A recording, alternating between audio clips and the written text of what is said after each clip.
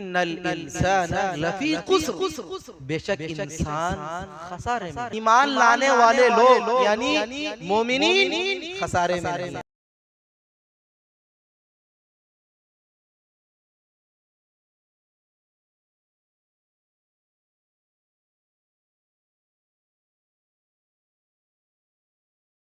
السلام علیکم ورحمۃ اللہ وبرکاتہ۔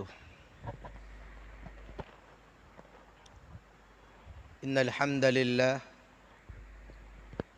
نحمده ونستعینه ونستغفر به ونتوکل علیہ ونعوذ باللہ من شرور انفسنا ومن سیئات اعمالنا من يهده الله فلا مضل له ومن يضلل فلا هادي له وأشهد أن لا إله إلا الله وأشهد أن محمدًا عبده ورسوله أما بعد فإن خير الحديث كتاب الله وخير الهدى هدى محمد صلى الله عليه وسلم وشر الأمور محدثاتها وكل محدثة بدعة وكل بدعة ضلالة وكل ضلالة في النار۔ اعوذ باللہ من الشیطان الرجیم، بسم اللہ الرحمن الرحیم۔ والعصر ان الانسان لفی خسر الا الذین آمنوا وعملوا الصالحات وتواصوا بالحق وتواصوا بالصبر۔ اولا ہر قسم کی تعریفیں، بڑائی و کبریائی، بزرگی اور پاکی اس اکیلی ذات وحدہ لا شریک کے لیے لائق اور مناسب ہے، جس ذات نے مجھے اور آپ کو اور ہم تمام لوگوں کو اس کی عبادت اور اس کی بندگی کے لیے اللہ تعالیٰ نے ہم سب کو پیدا کیا ہے۔ ثانیاً بے شمار درود و سلام و رحمت نازل ہو اللہ کے بھیجے گئے تمام نبیوں، پیغمبروں، رسولوں پر، بالخصوص آخری پیغمبر و آخری نبی امام الانبیاء خاتم الانبیاء محمد الرسول اللہ صلی اللہ علیہ وسلم کی ذات گرامی پر۔ اللہم صل علی محمد وعلی آل محمد کما صلیت علی ابراہیم وعلی آل ابراہیم انکا حمید مجید۔ اللہم بارک علی محمد وعلی آل محمد کما بارکت علی ابراہیم وعلی آل ابراہیم انکا حمید مجید۔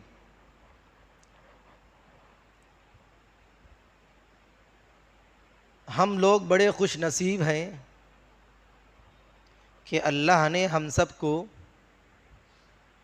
دین کی باتیں سننے، اپنے آپ کی اصلاح کرنے کہ اللہ تبارک و تعالی ہم تمام کو توفیق دی۔ ہم لوگ یہاں بیٹھے ہیں اس ارادے سے بیٹھنا ہے اور سننا ہے کہ اٹھنے سے پہلے ہم عمل کرنے کا عزم اور عمل کرنے کا ارادہ لے کر اٹھنا ہے۔ دعا ہے رب العالمین سے سب سے پہلے کہنے والے کو اور تمام سننے والوں کو کہنے اور سننے سے زیادہ عمل کرنے کی توفیق نصیب فرما، آمین۔ ابھی نماز مغرب کی دوسری رکعت میں قرآن مجید کی ایک مکی سورت کی چھوٹی سی سورت تلاوت کی گئی، اور یہ سورت جس کا نام ہے سورۃ العصر۔ کیا نام ہے؟ سورۃ العصر، عین صاد را۔ یہ دیکھنے کے اعتبار سے سورت تو چھوٹی ہے، لیکن اگر ہم اس چھوٹی سی سورت کا ترجمہ، تفسیر، تشریح اگر گہرائی سے پڑھیں گے، غور اور تدبر کے ساتھ پڑھیں گے تو بہت ساری باتیں معلوم ہوں گی۔ اور یہ سورت مکے میں نازل ہونے والی سورت ہے، اور ترتیب کے اعتبار سے قرآن مجید کی 103ویں سورت ہے، 103۔ ابھی اس سورت کے تعلق سے انشاءاللہ کچھ باتیں آپ لوگوں کے سامنے رکھی جائیں گی کہ اس صورت میں اللہ تبارک و تعالی کیا فرمانا چاہتے ہیں، میرے اور آپ کے لیے اس صورت کے اندر کیا نصیحتیں ہیں، کیا پیغام ہے، کیا میسج اللہ تعالیٰ اس صورت میں دینا چاہتے ہیں۔ امام شافعی رحمۃ اللہ علیہ اس صورت کے تعلق سے فرماتے ہیں کہ اگر لوگ اس صورت کو غور، فکر، تدبر کے ساتھ اگر اس کو پڑھیں گے، سمجھیں گے، اگر اللہ تبارک و تعالیٰ صرف اس ایک ہی صورت کو اگر نازل کرتا تو دنیا والوں کے لیے کافی ہو جاتی۔ اللہ اکبر، سبحان اللہ، کتنی بڑی بات ہے۔ قرآن مجید کی کل کتنی صورتیں ہیں؟ کتنی؟ 114 صورتیں ہیں۔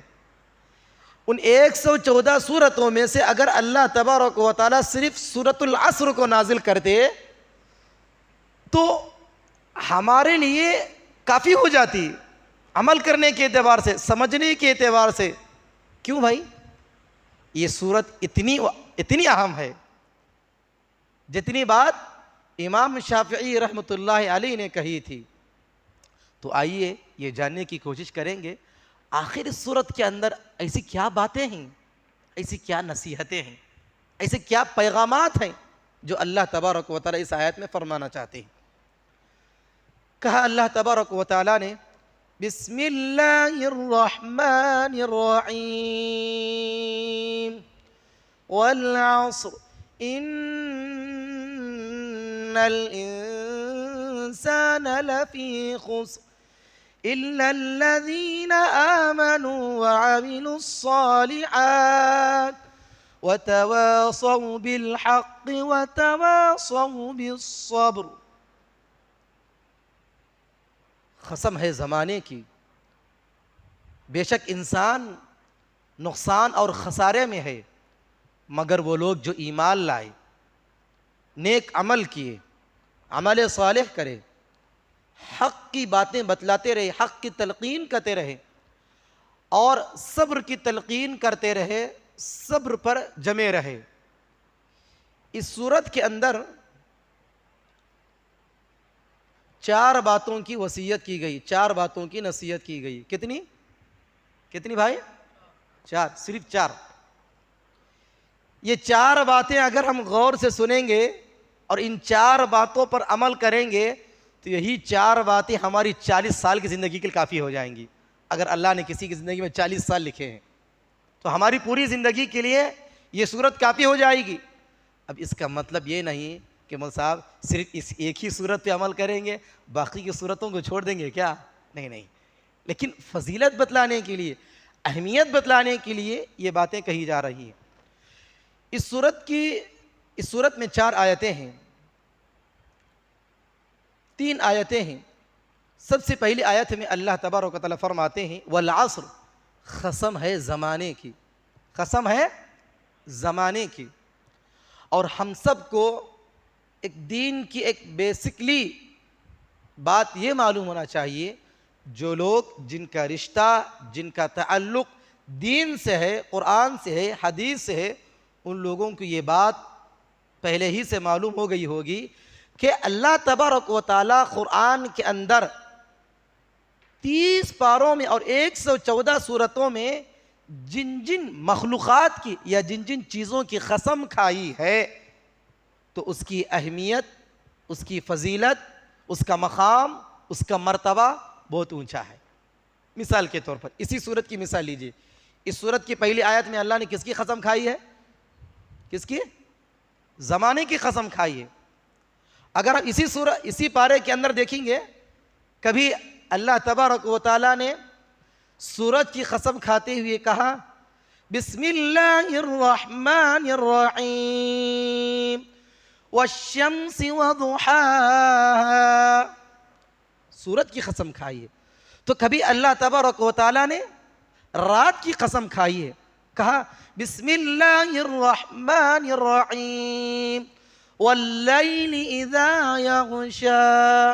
تو کبھی اللہ تبارک و تعالیٰ نے فجر کی قسم کھائی ہے، بسم اللہ الرحمن الرحیم والفجر اسی پارے کے اندر.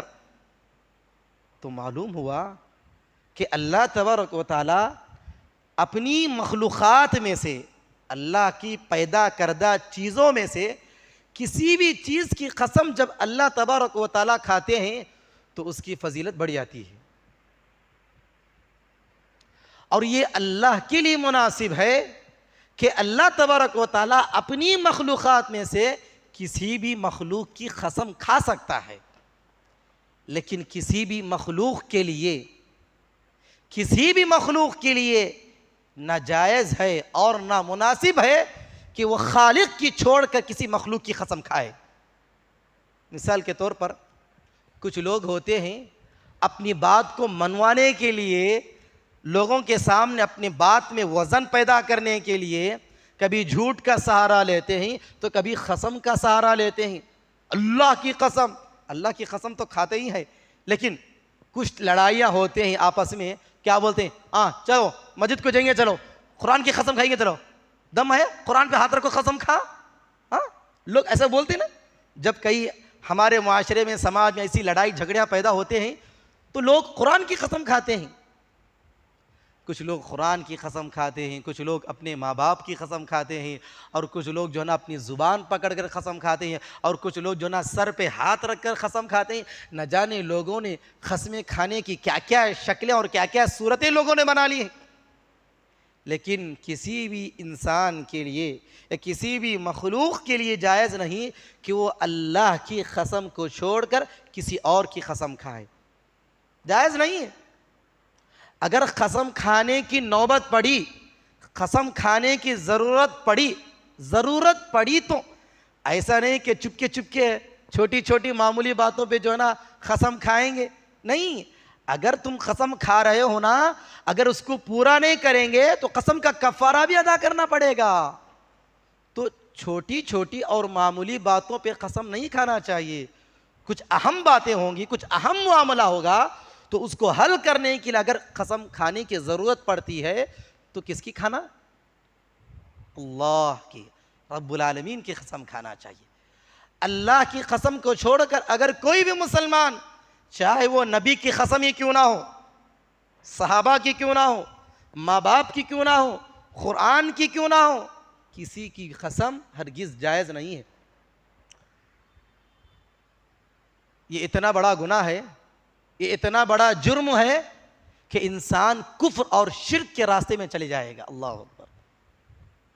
معلوم ہے کیسے؟ اللہ کے نبی صلی اللہ علیہ وسلم نے فرمایا، طبرانی کی روایت ہے کہ من حلف بغیر اللہ فقد کفر، یا وفی روایت فقد اشرک.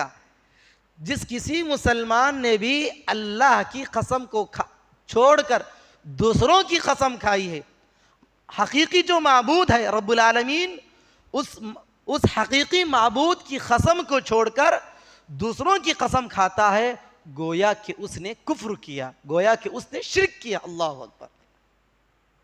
کتنی بڑی بات، کتنا بڑا جرم ہے اللہ کی قسم کو چھوڑ کر دوسروں کی قسم کھانا. بھائی، ایک انسان جب ایمان کی حالت میں رہتا ہے، مسلمان بن کے رہتا ہے، لیکن اس کو یہ گارنٹی نہیں ہے کہ جب میں صبح میں مسلمان ہوں، صبح میں میرا ایمان صحیح سلامت ہے، ہو سکتا ہے کہ شام میں اس کا ایمان چلا جائے. آج میں مسلمان ہوں، آج میں ایمان والا ہوں، یہ ہمیں نہیں معلوم کہ کل تک میرا ایمان باقی رہے گا یا نہیں معلوم. ایسے موقع پر اگر کوئی انسان ایسی اعمال اور ایسے گناہوں کا ارتکاب کرتا ہے، وہ گناہ انسان کو کفر اور شرک کے دائرے میں لے کر جاتی ہے. اللہ اکبر. کفر اور شرک کا مطلب یہ نہیں کہ صرف بتوں کی پوجا کرے، بتوں کی پرستش کرے. شرک یہ بھی ہے کہ اللہ کی قسم کو چھوڑ کر دوسروں کی قسم کھائے. سمجھ میں آ گئی نا بات؟ سمجھ گئے نا کہ قسم کی اسلام کے اندر کیا فضیلت ہے اور اس کے بارے میں دین اسلام نے کیا باتیں کہی ہیں. اگر صرف اسی ایک آیت پر اور اسی ایک قسم کی موضوع پر اگر میں گفتگو کروں تو اس کے لیے یہ وقت ناکافی ہو جائے گا.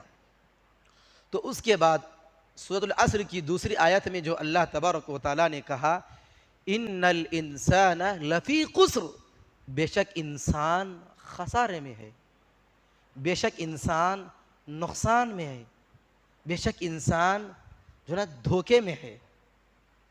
کیا بات ہے بھائی، ہم ایمان والے ہیں، ہم مسلمان ہیں، ہم نماز پڑھتے ہیں، پھر بھی خسارے میں ہیں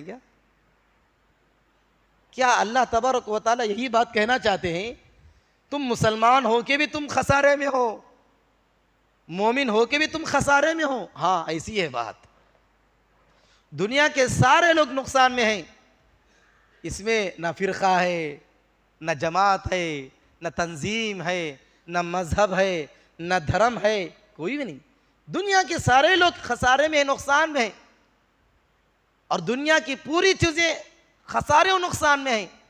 اس کے بعد والی آیت میں اللہ تبارک و تعالیٰ جو فرمانا چاہتے ہیں وہ اصل بات ہے، اصل موضوع، اصل مدے کی بات تو سورۃ العصر کی تیسری آیت میں ہے جو اللہ تبارک و تعالیٰ فرمانا چاہتے ہیں۔ سب سے پہلی بات کہ الا الذین آمنوا، مگر وہ لوگ جو ایمان لائے۔ تو پہلی آیت میں، دوسری آیت میں جو اللہ نے کہا کہ لوگ، دنیا کے لوگ خسارے میں ہیں، نقصان میں ہیں، اس کے بعد والی آیت میں اللہ نے کیا کہا؟ اب نقصان میں کون نہیں، کس کو نقصان نہیں ہوگا، کون لوگ خسارے میں نہیں، کون لوگ گھاٹے میں نہیں، اللہ تبارک و تعالیٰ اب فرمانا چاہتے ہیں۔ کیا فرمائے؟ الا الذین آمنوا، مگر وہ لوگ جو ایمان لائے۔ تو معلوم ہوا کہ ایمان لانے والے لوگ یعنی مومنین خسارے میں نہیں ہے، ایمان لانے والے لوگ دھوکے میں نہیں ہے، نقصان دھوکے میں نہیں ہے۔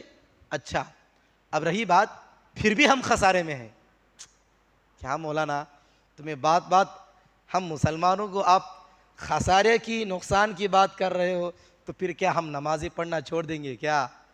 نہیں میرے بھائیوں، ایمان جب ہم لائے ہیں تو ویسا ایمان چاہیے جیسا ایمان دین اسلام یا اللہ تبارک و تعالی ہم سے چاہتے ہیں، ویسا ایمان مطلوب ہے جیسا ایمان اللہ تبارک و تعالی ہم سے چاہتے ہیں۔ ایمان کے جو تقاضے ہیں تو ویسے تقاضوں پر اگر ہم پوری طرح اتریں گے اور عمل کریں گے تو واقعتاً ہم خسارے اور نقصان میں نہیں ہیں۔ ہم سب لوگ کلمہ پڑھے ہیں، مسلمان ہوئے، ایمان والے بن گئے، ٹھیک ہے، تو اللہ نے اس آیت میں جو پہلی بات کہی کہ ایمان نقصان اور خسارے سے ہٹنے کے لیے، اس سے دور ہونے کے لیے سب سے پہلی شرط کیا ہے؟ کیا جی؟ سب سے پہلی شرط ایمان۔ کیسا ایمان ہونا چاہیے؟ آج ہمارے مسلمانوں کا جو ایمان ہے ڈامڈول ایمان، ہاں کیسا بولے ویسا نہیں، ویسا ایمان نہیں چاہیے۔ ایمان کی ایک چھوٹی سی تعریف کوئی بتا سکتے ہیں ہم لوگوں میں سے کہ ایمان کسے کہتے ہیں؟ ایمان کا مطلب میں سمجھا دیتا ہوں۔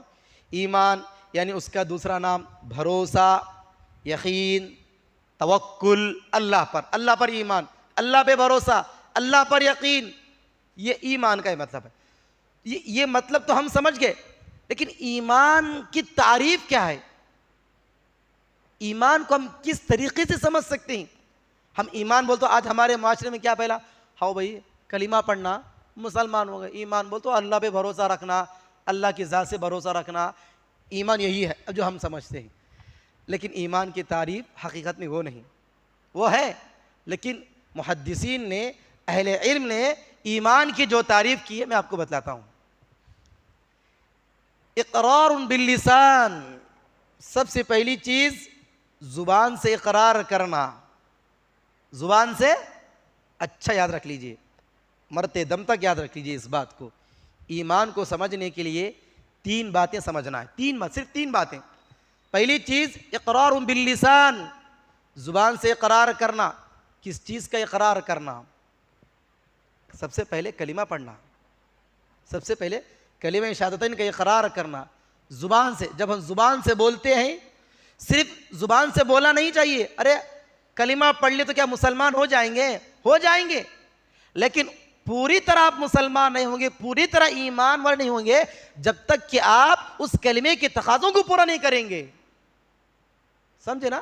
تو سب سے پہلی چیز اقرار باللسان، زبان سے اقرار کرنا. ایسا نہیں کہ خالی دل میں کلمہ پڑھ لے تو ہو گیا، کیا نہیں چلے گا. میں دل میں پڑھ لے تو مسلمان ہوا تو نہیں چلے گا. زبان سے بولنا ہے، کمپلسری ضروری کہ زبان سے اقرار کرنا ہے.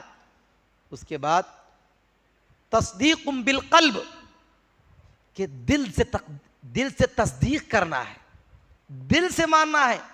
ایسا نہیں کہ ہم زبان سے تو بول دیے کہ اللہ ایک ہے، اللہ کی ذات سب سے بڑی ہے، اللہ بیماری دینے والا ہے، اللہ شفا دینے والا ہے، وہی اللہ ہے جو غریب النواز ہے، جو غریبوں کو نوازنے والا ہے، وہی اللہ ہے جو بارش دیتا ہے، وہی سب کچھ ہے، وہی روزی روٹی دیتا ہے، وہی نقصان کا مالک ہے، وہی جو نا نفع کا مالک ہے. ہم زبان سے تو بولتے ہی، لیکن ایمان کو پورا کرنے کے لیے ضروری یہ ہے کہ تصدیق بالقلب، دل سے بھی تصدیق کرنا ہے.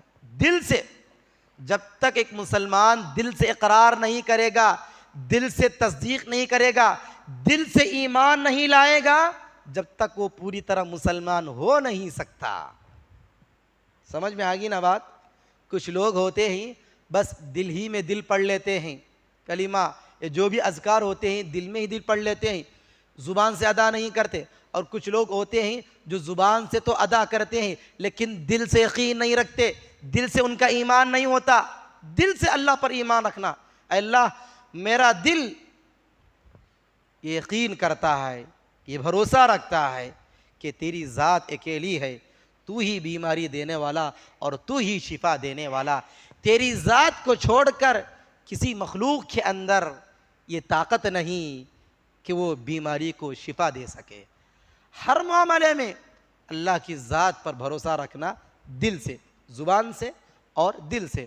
اس کے بعد کتنی باتیں ہوئی؟ کتنے ہوئی جی؟ 2 ہوئے نا؟ اچھا، تیسری بات وَعَمَلٌ بِالْجَوَارِحِ او وَعَمَلٌ بِالْأَرْكَانِ. ایک بھئی کلمہ پڑھ لیے، دل سے اقرار کر لیے، لیکن اب ہے باری اصل عمل کرنے کی باری ہے. عمل کیسا کریں گے؟ اپنے جو اللہ تبارک و تعالیٰ نے جو ہمیں پیدا کیا ہے، یہ جو جسم بنایا ہے، اس باڈی کو، اس جسم کے حصوں کو، ٹکڑوں کو اللہ کی عبادت میں لگانا، اللہ کی عبادت میں گزارنا، عمل کر کے دکھانا. ایسا نہیں کہ ایمان لا لیے بس مسلمان ہو گئے، بس جمعہ نماز پڑھ لیے اور یقین رکھ لیے کہ ہم کلمہ پڑھ لیے سیدھا جنت کو چلے جائیں گے. تو پھر صحابہ کو اتنی قربانیاں دینے کی ضرورت کیا پڑی؟ صحابہ کو معلوم نہیں تھا کیا؟ معلوم تھا. تو یہی بات معلوم تھی کہ وَعَمَلٌ بِالْجَوَارِحِ، اپنے جسم کو اللہ کی عبادت میں لگا دینا ہے. نماز پڑھنے کے سلسلے میں اللہ جو نا عمرہ یا حج جو لوگ ادا کرتے ہیں اس میں جو نا جسم کی بھی عبادت ہوتی ہے. تو عمل کر کے دکھانا، صرف زبان سے بولنے سے یا دل سے اقرار کرنے سے پکے مسلمان نہیں ہوں گے جب تک کہ ہم عملی میدان میں نہ اتریں گے. عملی میدان میں عمل کر کے دکھائیں گے نا، تب پتہ چلے گا واقعی آپ ایمان والے ہیں، واقعی آپ مسلمان ہیں. تو 3 باتیں ہوں گی. پہلی بات کیا ہے؟ زبان سے اقرار کرنا. دوسری بات دل سے اقرار کرنا. تیسری بات عمل کر کے دکھانا. 3 باتیں نا؟ اگر یہ 3 باتیں اگر سمجھ گئے نا تو یہی آج کا پورا خلاصہ اسی 3 باتوں میں ہے. اب اس کا مطلب یہ نہیں کہ میں چھوڑ کر چلے جاؤں، یہی 3 باتیں. اللہ تعالی ہم تمام کو اس سنی ہی 3 باتوں پہ عمل کرنے کی توفیق عطا فرما. ایمان ہے، ایمان کی لذت کیا ہے، ایمان کی دولت کیا ہے، ایمان کی مٹھاس کیا ہے، ایمان کی چاشنی کیا ہے، ایمان کا نور کیا ہے، ایمان کی عظمت کیا ہے. اگر اس کو ہم لوگوں کو پتہ چل جائیں گے نا تو ہم جو نا دین اسلام سے کبھی دور نہیں ہٹیں گے.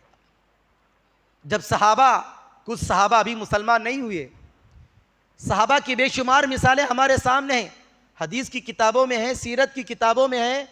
جب صحابہ ابھی اسلام قبول نہیں کرے، سب سے بہترین مثال لیجئے خلیفہ ثانی حضرت عمر رضی اللہ تعالیٰ عنہ، نوجوانوں میں جس نوجوان صحابی کا ذکر کیا جاتا ہے مصعب بن عمیر رضی اللہ تعالیٰ عنہ، ایسے بے شمار صحابہ ابھی اسلام قبول نہیں کرے، لیکن جب ان کی زندگی میں دین آیا، لیکن جب ان کی زندگی میں ایمان آیا، ان کو پتہ چل گیا کہ اللہ کی معرفت کیا ہے، ایمان کی دولت کتنی بڑی دولت ہے، ایمان کی مٹھاس کتنی پیاری اور بڑی مٹھاس ہے، جب ان کے دل میں جب انہیں پتہ چل گیا کہ ایمان ایسا ہے، ایمان کی مٹھاس ایسی ہے، ایمان لانے سے ایمان کی برکتیں ہماری زندگی میں ایسی ہیں، جب وہ ایمان لائے تو کبھی اپنی زندگی میں ایمان سے نہیں ہٹے۔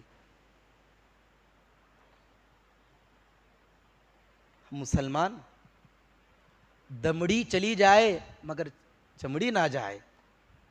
ہم مسلمان کیا سوچتے ہیں، ہم بس ایمان لا لیں، چھوٹے موٹے نمازیں پڑھ لیے، رمضان کا مہینہ آ گیا روزہ رکھ لیے، بس خلاص یہی ہمارا، ہم مسلمانوں کی مسلمانیت یہی ہے۔ نہیں میرے بھائیوں، ایمان ویسا مطلوب ہے جیسا ایمان قرآن چاہتا ہے، جیسا ایمان کی آزمائشیں، ایمان کا امتحان اللہ تبارک و تعالیٰ نے سب سے پہلے جہاں انبیاء کرام رسولوں سے لیا ہے، اس کے بعد صحابہ سے لیا ہے۔ کسی ایک صحابی کی ایسی مثال بیان کرے جو ایمان لانے کے بعد کبھی وہ ایمان سے دور نہیں ہٹے۔ کتنی بے شمار صحابہ کی مثالیں بیان کرنے کے لیے میرے پاس وقت نہیں ہے۔ تو میرے بھائیوں، اللہ تبارک و تعالیٰ نے صحابہ اکرام کی اس ایمان کو، صحابہ اکرام کی اس ایمان پر ثابت قدمی کی ایک مثال بیان کر رہا ہے کہ ایمان والوں، اگر تم ایمان لانا چاہتے ہو تو ویسا ایمان لانا جیسا ایمان صحابہ لائے۔ جس ایمان پر ثابت قدمی صحابہ کی تھی، اسی ایمان پر ثابت قدمی چاہتے ہو تو صحابہ کی طرح ایمان لاؤ۔ کہا اللہ تبارک و تعالیٰ نے بسم اللہ الرحمن الرحیم فَإِنْ آمَنُوا بِمِثْلِ مَا آمَنْتُمْ بِهِ فَقَدِ اهْتَدَوْا۔ ایمان والو، اگر تم ایمان لانا چاہتے ہو تو ایمان لاؤ ویسا جس طرح صحابہ نے۔ اس آیت کی تفسیر پڑھیں گے تو اس آیت سے صحابہ مراد ہے، تو ویسا ایمان لاؤ تو ہدایت پا جاؤ گے، ہدایت کے راستے پر آ جاؤ گے، تم بھی بچ جاؤ گے، تمہارا ایمان بھی بچ جائے گا، تم بھی صحیح سلامت رہو گے اور تمہارا ایمان بھی صحیح سلامت رہے گا۔ شرط یہ ہے کہ تم صحابہ کی طرح ایمان لانا ہے۔ آج ہمارا ایمان صحابہ کی طرح ہے کیا جی؟ نہیں، ہمارا ایمان کہاں ہے؟ تعویذوں پر ہے، ہمارا ایمان پلیدوں پر ہے، ہمارا ایمان جو ہے نا وہ گھروں کے سامنے جو ایلو ویرا لگا لیتے ہیں، لیموا لگا لیتے ہیں، اس پر ہمارا ایمان ہے۔ ہمارا ایمان اللہ کی ذات پر کم ہے اور دنیا کی اسباب پر، دنیا کی چیزوں پر ہمارا ایمان ہے۔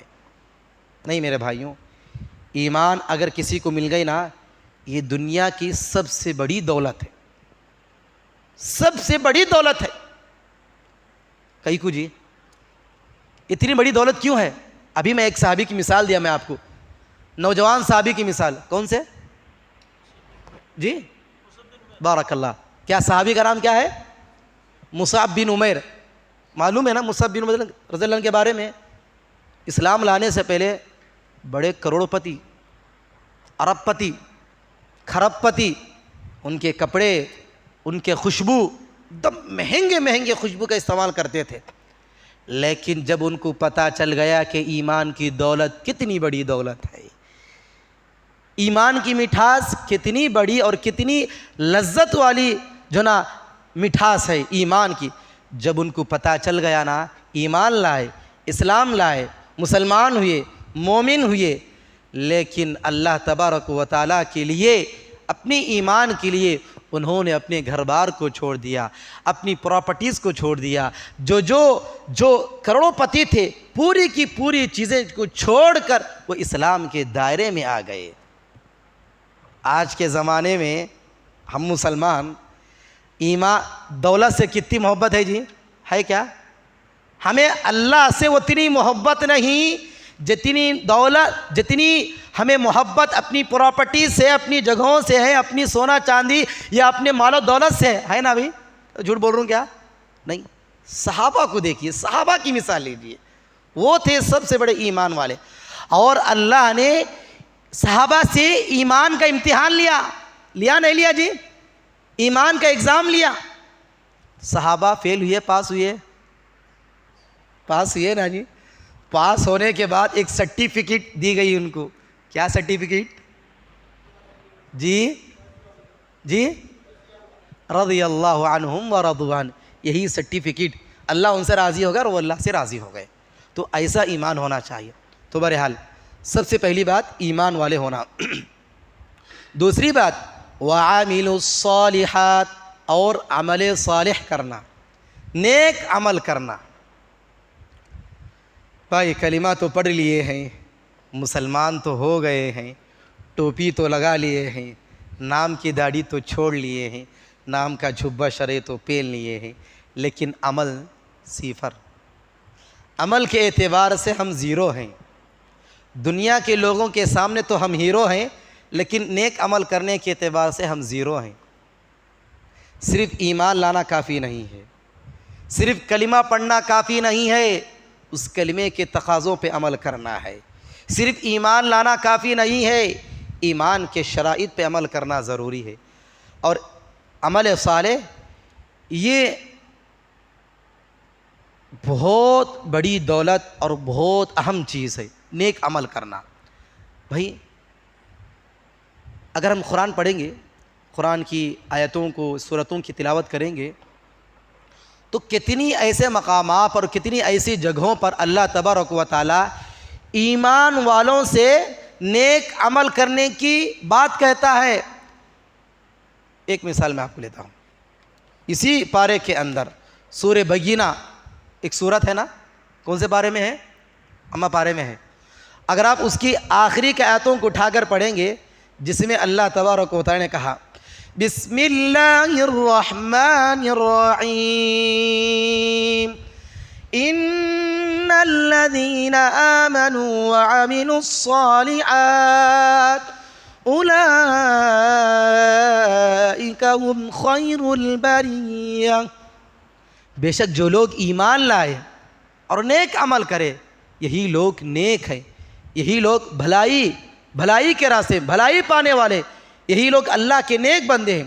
اب اس آیت میں غور کیجئے، اللہ نے سب سے پہلے کیا بات کہی ہے؟ ایمان. سمجھ گئے نا؟ ایمان کی بات کہی. اس کے بعد کس چیز کی بات کہی؟ عمل صالح، نیک عمل کرنا.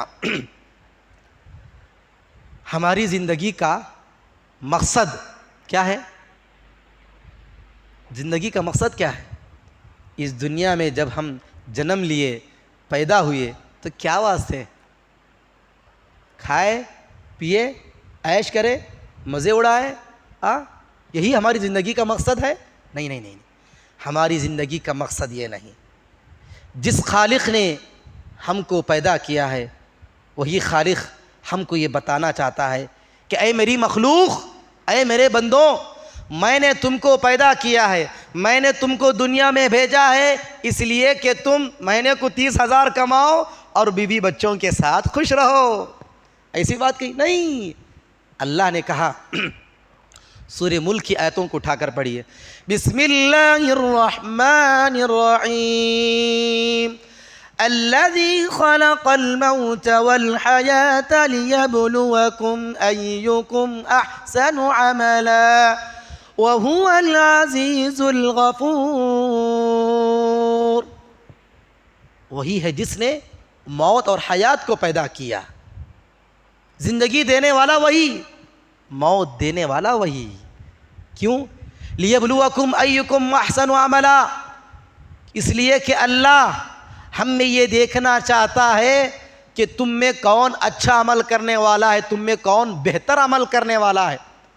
بھائی عمل تو سب لوگ کر رہی نہیں کر رہی جی؟ کیا جی؟ سب جنے عمل کر رہی نہیں کر رہی؟ نماز سب جنے پڑھ نہیں پڑھ رہی؟ سب جنے پڑھ رہی، لیکن عمل صالح نہیں. عمل جو ہم کر رہے ہیں نا دین پر، وہ صحیح عمل نہیں، اندھونی عمل ہے، اندھی تقلید والا عمل ہے، اماموں کی پیروی والا عمل ہے. جب ہم نماز پڑھ رہے ہیں تو نماز ویسی نہیں جیسی نبی نے سکھایا ہے. تو نبی نے جس نماز کا طریقہ بتلایا ہے تو وہ طریقہ صحیح اور وہ عمل صحیح ہے، اسی کو کہا جاتا ہے عمل صالح.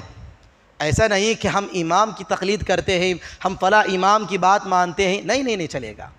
عمل صالح اور عمل صالح نیک عمل وہی مطلوب ہے، اور نیک عمل کی سرٹیفکیٹ جب ہی دی جائے گی جس کو اللہ تبارک و تعالیٰ نے قرآن کے اندر، اور جس کو پیارے نبی محمد الرسول اللہ صلی اللہ علیہ وسلم نے حدیثوں کے اندر کہا کہ یہ عمل صالح ہے، یہ عمل صحیح ہے، یہ عمل نیک ہے، یہ عمل بھلائی والا ہے، یہ عمل خیر والا ہے، یہ عمل میرے طریقے پر ہے، جو تم عمل کر رہے ہو نا یہ عمل، یہ طریقہ میں بتلایا طریقہ ہے۔ ایسی باتیں اللہ تبارک و تعالیٰ حدیث میں کہنا، تو اس کو کہا جاتا ہے عمل صالح، نیک عمل کرنا۔ آج ہم مسلمان عمل تو کر رہے جی، لیکن صحیح عمل نہیں کر رہے۔ ہم مسلمانوں کی اکثر مسلمان 60% یا 70% مسلمان ایسے ہیں جو دین پر عمل کرنا تو جانتے ہیں لیکن صحیح طریقے سے عمل کرنا نہیں جانتے۔ دین پر عمل کرنا تو آتا ہے لیکن ویسا عمل نہیں کرتے جیسا عمل کرنے کا اسلام چاہتا ہے، اسلام کہتا ہے نیک عمل کرنے کا۔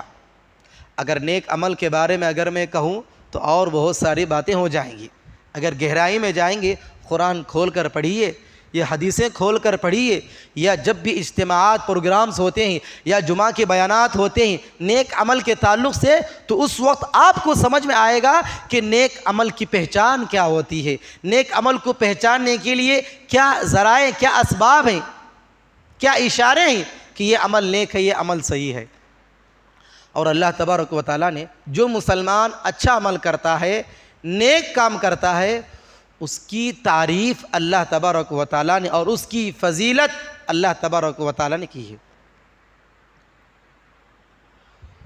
سورہ کہف کی آخری آیتوں کو پڑھیے کہ جس میں اللہ تبارک و تعالیٰ نے کہا کہ دنیا کے سارے مسلمان، یہ نہیں کہ صرف ملک ہندوستان، ملک پاکستان، ملک سعودی عرب، نہیں، دنیا کے سارے مسلمان جہاں کہیں کلمہ گو ہیں، کلمہ پڑھنے والے، ایمان پر، دین اسلام پر عمل کرنے والے سارے مسلمان کے بارے میں اللہ تبارک و تعالیٰ نے کہا اگر تم ایمان والے ہو اور نیک عمل کر رہے ہو تو سمجھ لو آپ کے لیے جنت واجب ہو گئی، آپ جنت میں چلے جائیں گے، جنت آپ کے لیے واجب ہو گئی۔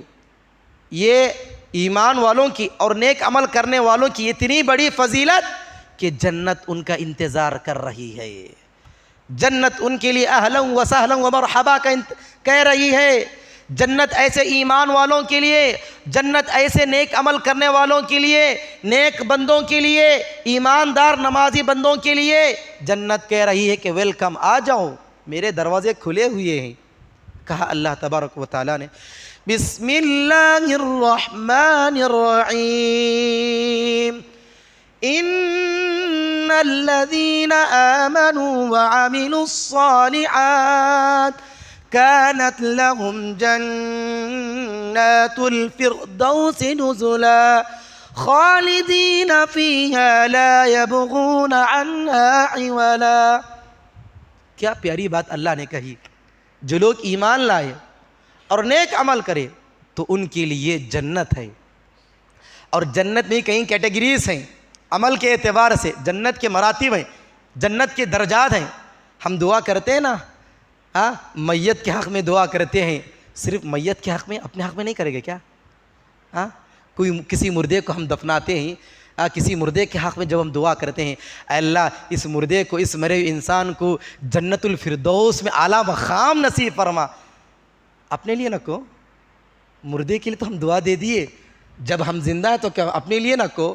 اسی لیے پیارے نبی صلی اللہ علیہ وسلم نے کہا کہ جب تم اللہ تبارک و تعالیٰ سے جنت کا سوال کرو تو جنت الفردوس اللہ سے مانگو، جنت الفردوس مانگو۔ یہ جنت کا اعلیٰ مقام ہے، یہ جنت کا اعلیٰ مرتبہ ہے، یہ اونچا مقام ہے جو نیک عمل کرنے والوں کو اللہ تبارک و تعالیٰ یہ مقام اٹھا کے رکھا ہے۔ ہر ایرے غیرے نتو خیرے بے ایمان والے، 30% ایمان والے، صرف کلمہ پڑھ لیے، درگاہ پارٹی والے، مزار والے، ایسے لوگوں کو جنت الفردوس نہیں ملے گی۔ زندگی بھر وہ اللہ کے سامنے پیشانی تو جھکاتا تھا لیکن ذرا مزاروں کا رخ بھی کرتا تھا، اللہ سے تو مانگتا تھا لیکن خواجہ ولی کا نام بھی لیتا تھا، دستگیر کا نام بھی لیتا تھا، پیشانی کو جھکاتا تھا، زندگی پر تعویذیں ڈالتا رہا، زندگی پر درگاہ پارٹی رہا، لیکن جب وہ انتقال ہوا تو کیا اللہ تبارک و تعالیٰ ایسے لوگوں کو جنت الفردوس دے گا؟ کیا نہیں دے گا؟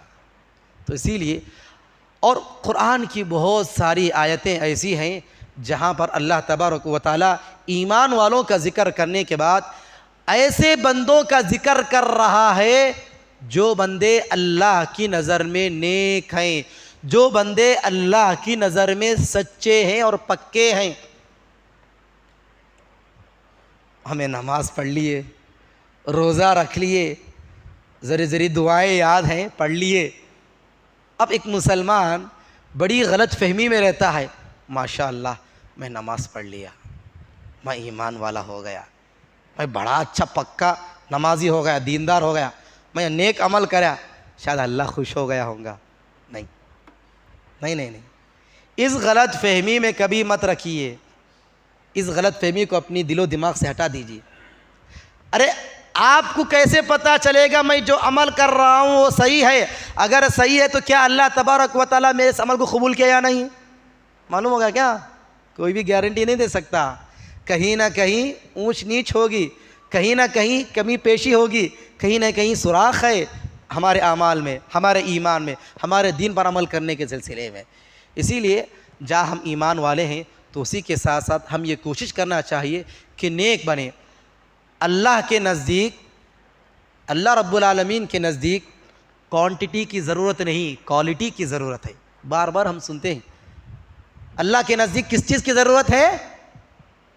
نو کوانٹٹی اونلی کوالٹی۔ جو اللہ کے پاس مطلوب ہے، اللہ ہم سے چاہتا ہے نماز پڑھے سو پڑھا، بڑے سو بڑا بندہ، شب قدر کہتے بھائی، شب معراج کہتے، صلاۃ الفیہ، 1000 رکعت نماز پڑھنا، جھکرا اٹھ رہا، کئی کی نماز ہے بھائی؟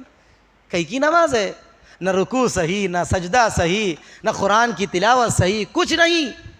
100 رکعتیں پڑھنے سے بہتر 2 رکعت اگر نماز پڑھیں خشوع و خضوع کے ساتھ تو یہ عمل، گرچہ کہ آپ 2 رکعت پڑھ رہے ہیں، سمجھے نا، گرچہ کہ آپ 2 رکعت پڑھ رہے ہیں لیکن خشوع اور خضوع کے ساتھ، اطمینان کے ساتھ، سکون کے ساتھ آپ نماز پڑھ رہے ہیں تو یہی عمل، یہی عبادت اللہ کو پسند آتی ہے۔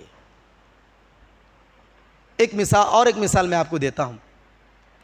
اللہ کی راہ میں ایک انسان صدقہ کر رہا، ایسا صدقہ کر رہا، اللہ اس کو دیا، پیسے والے ہیں، اللہ کی راہ میں 1 لاکھ روپے دے دیا، لیکن جب وہ 1 لاکھ روپے دیتا ہے تو دکھا کے دیتا ہے۔ کیسا کرتا ہے؟ دکھا کے دیتا ہے، دیکھو میں 1 لاکھ روپے دیا، میں مبارک مسجد کو چندہ دیا، فلاں مدرسے کو چندہ دیا، 1 لاکھ روپے دیا، 50,000 30,000 10,000 کی پٹی لکھوایا میں۔ خیر ٹھیک ہے، اچھی بات ہے، لیکن آپ کرے کس کے لیے؟ آپ اپنے لیے نہیں کرے، آپ کس کے لیے؟ لوگوں کے لیے کرے۔ لوگوں میں شہرت، لوگوں میں مقام، لوگوں میں اپنا دبدبا، لوگوں میں میں پیسہ، میں دولت والا، میں مال و دولت والا، میں امیر، اس لیے آپ لوگوں کو دکھا کر آپ خرچ کریں نا۔ اس کے مقابلے میں جو بندہ دل سے لوگوں کو دکھا کر نہیں، لوگوں کی ریاکاری کے نہیں، لوگوں میں اپنی شان، اپنی آن، اپنی جان، اپنا مقام، اپنا مرتبہ دکھانے کے نہیں، بلکہ وہ اللہ کی خوشندی کے لیے، اللہ کی رضا کے لیے، اگرچہ وہ اللہ کی راہ میں 1000 روپے اگر چھپا کے دیتا ہے تو یہ 1000 روپے والا یہ عبادت، یہ 1000 روپے والی یہ عمل، 1000 روپے والی یہ صدقہ اللہ کو بہت پسند آتا ہے۔ سمجھ گئے نا؟ یہ ہے عمل صالح، یہ ہے نیک عمل کرنا۔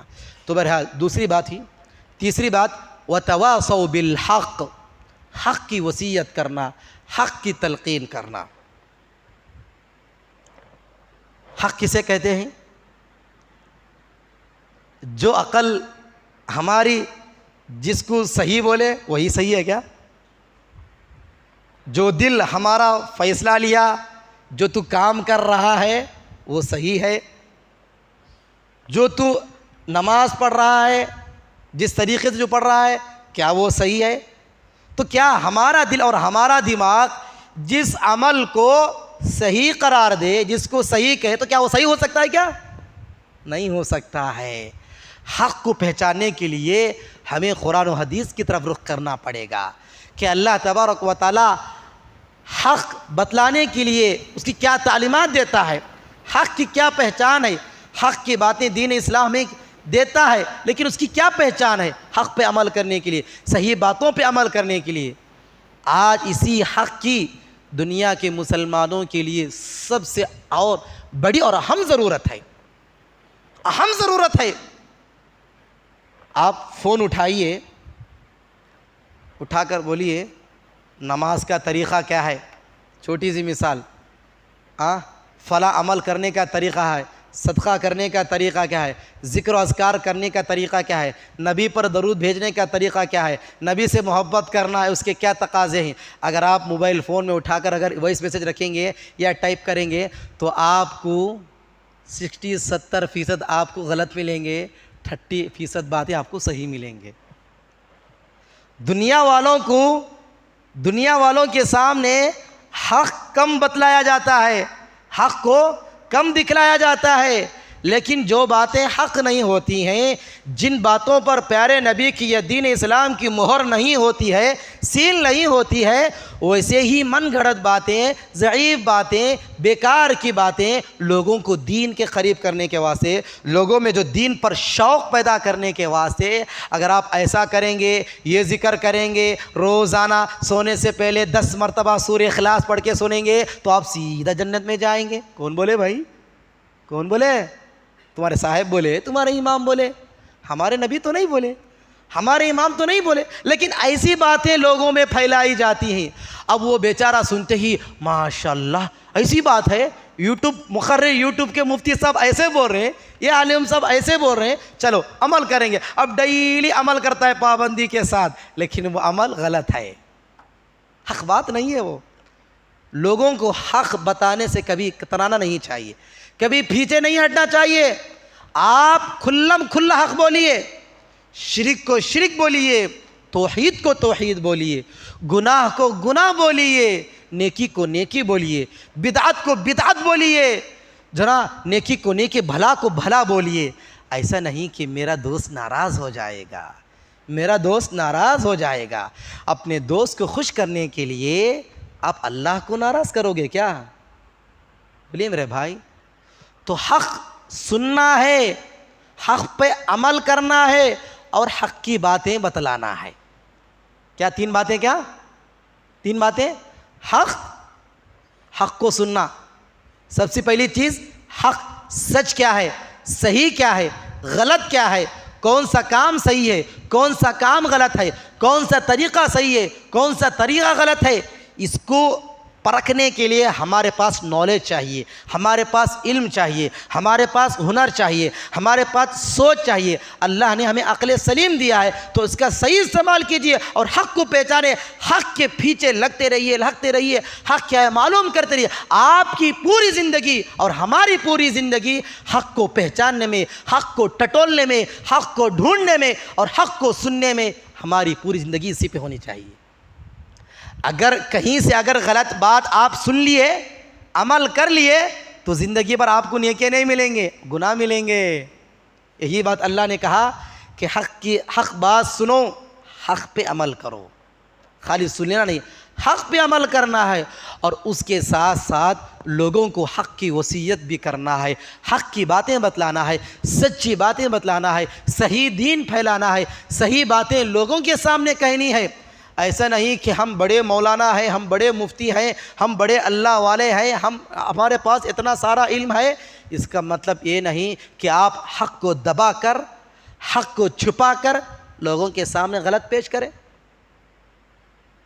آج دیکھ لیجئے, جہاں کہیں مسجدیں قائم ہیں, کچھ مسجدیں کے علماء اور کچھ مساجد کے ذمہ داران, کچھ مساجد کے ائمہ اور کچھ اہل علم اور کچھ مفتیان کرام اور کچھ علماء سو معاشرے میں, سماج میں ایسے ملیں گے جو حق کی باتیں کم کہیں گے, غلط باتیں زیادہ کہیں گے.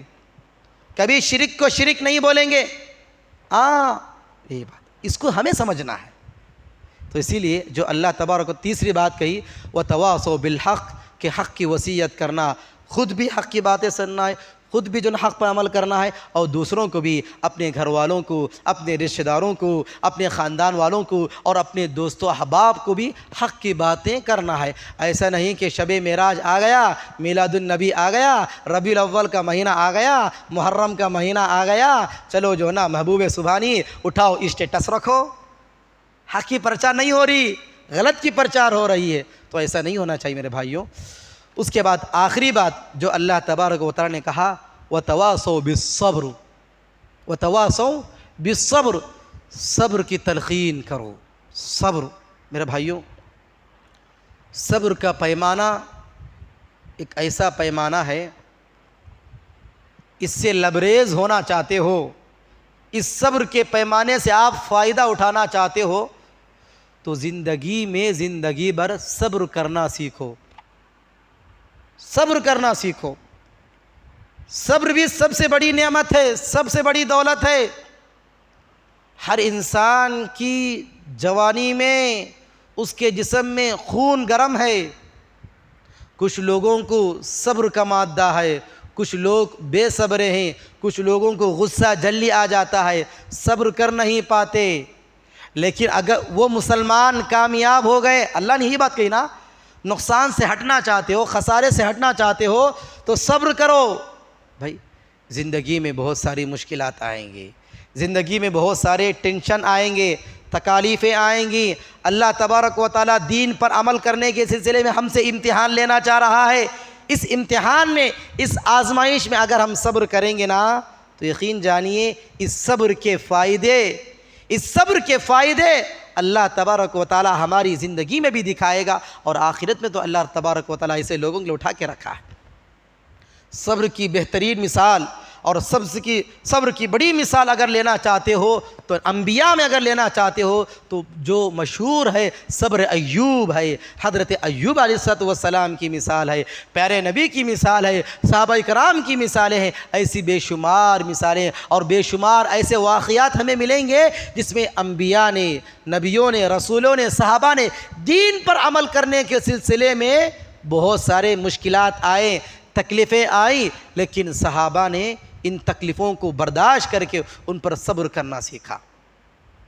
صاحب تجارت میں لاس ہو رہا ہے، تجارت میں کوئی خیر و برکت نہیں ہے، جھوٹ نہیں بولے تو فائدہ نہیں ہوگا، جھوٹ نہیں بولے تو کاروبار نہیں چلتا، تو کیا جھوٹ بولیں گے کیا؟ نہیں، صبر کرنا ہے، اللہ سے دعا کرنا ہے۔ ہاں آپ اللہ تبارک و تعالیٰ نے کہا کہ نمازوں کی پابندی کرو، بالخصوص فجر کی نماز کی پابندی کرو۔ فجر کی نماز کے سلسلے میں اسلام نے ہمیں تعلیم دی ہے کہ آپ اپنی بستروں کو چھوڑ کر، اپنی پیاری نیند کو چھوڑ کر اور اپنی میٹھی نیند کو چھوڑ کر آپ اللہ کے گھر کو آ جاؤ، پیشانی جھکانے کے لیے اللہ سے گڑ گڑا کر دعائیں مانگو۔ یہ دین، بھائی فجر کی نماز کے سلسلے میں دین پر عمل کرنا ہمارے لیے آج مشکل ہو گیا ہے، ہم مشکل بنا لیے۔ آپ وعدہ کیجئے، آپ عزم کیجئے کہ میں کبھی ایک نماز بھی نہیں چھوڑوں گا، بالخصوص فجر کی نماز تو کبھی نہیں چھوڑوں گا، جماعت کے ساتھ پڑھوں گا۔ نہیں مول صاحب مجھے نہیں ہوتا، دین پر عمل کرنا مجھے نہیں ہوتا۔ فجر کی نماز ایک کی ذری سستی ہوتی ہے مول صاحب، کیا کرنا، باقی یہ 4 نمازیں کنٹینیو پڑھ لیتا ہوں، تکبیر تحریمہ کے ساتھ پڑھتا ہوں، ایک نماز بھی نہیں چھوڑوں گا، لیکن فجر کی ایک نماز ذرا ایڈجسٹمنٹ کر لو مول صاحب، ذرا سنبھال کے چلو۔ کیا ہے بھائی، سنبھالنا ہم سنبھالیں گے کیا؟ آپ سنبھالنا ہے، آپ کے ایمان کو سنبھالنا ہے، آپ کی زندگی کو سنبھالنا ہے۔ تو بھائی آپ کو نیندیں آئیں گی، آپ کی نیند پیاری ہے، میٹھی نیند ہے، لیکن یہ دین پر عمل کرنا ہے تو صبر کرنا پڑے گا، اپنی خواہشوں کو، اپنی تمناؤں کو قربانی دینی پڑے گی۔ ہر چیز کوئی بھی ہو، تکلیفیں آ رہی ہیں، مشکلات آ رہی ہیں، مصیبتیں آ رہی ہیں، بیماری دیا اللہ، اس پر بھی صبر کرنا چاہیے۔ ایسا نہیں بولنا کہ اللہ کو معیش ملا کے اتنی بڑی بیماری دینے کے واسطے، اللہ دوسرے نہیں ملے کیا؟ اللہ اکبر، اللہ پر الزامات، اللہ پر تہمتیں، چھوٹی سی بیماری آ گئی، چھوٹی سی پریشانی آ گئی، کہیں کہ اللہ تو مجھے دیا، جلدی بیماری دور کر دار اللہ۔ جب بیماری بہت لمبی مدت تک چلتی ہے تو لوگ صبر کر نہیں پاتے، لوگ دین پر عمل کرنے کے صبر نہیں کر نہیں پاتی، کہاں جاتی؟ کڑپے کی بڑی درگاہ کو جاتی، نلور کی درگاہ کو جاتی، اجمیر شریف کی درگاہ کو جاتی، بڑی بیماری کو دور کرنے کے لیے۔ پھیپھڑوں کا علاج کہاں ہے؟ ڈاکٹروں کے پاس کم ہے، مزاروں کے پاس جا ہے، وہاں زیادہ ہے ہر چیز۔ بھائی یہ چند مثالیں میں آپ کو دے رہا ہوں سمجھنے کے لیے۔ تو بہرحال وقت ہوا چاہتا ہے، اس پوری صورت کا خلاصہ یہی ہے، 4 باتیں اللہ تبارک و تعالی ہم سے کہہ رہے ہیں۔ سب سے پہلی بات بولیے، ایمان۔ سب سے پہلی بات ایمان۔ کیسا ایمان؟ جیسے صحابہ نے ایمان لایا ہے۔ آج کا ایمان نہیں، صحابہ والا ایمان لائیں گے آج کے زمانے میں تو انشاءاللہ خسارے اور نقصان سے پار ہو جائیں گے، پہلی چیز۔ دوسری چیز جی ہاں بولیے، بارک اللہ۔ عمل ہے لیکن عمل صالح نہیں، نیک عمل مطلوب ہے، دوسری چیز۔ تیسری بات حق کی بات کہنا، کریں گے نا حق کی بات، حق سنیں گے، حق پر عمل کریں گے اور حق کی بات، صحیح بات لوگوں کے سامنے پھیلائیں گے۔ 3 باتیں ہو گئی۔ اور چوتھی بات صبر کرنا سیکھو، صبر کرنا سیکھو۔ اگر صبر کرنا سیکھ گئے نا تو اللہ کی مدد ہمارے ساتھ ہے، اللہ کی مدد ہمارے ساتھ ہے۔ صبر کرنے والوں کے ساتھ اللہ تبارک و تعالیٰ ہے، ان اللہ مع الصابرین، بے شک اللہ صبر کرنے والوں کا ساتھ دیتا ہے، صبر کرنے والوں کی مدد دیتا ہے۔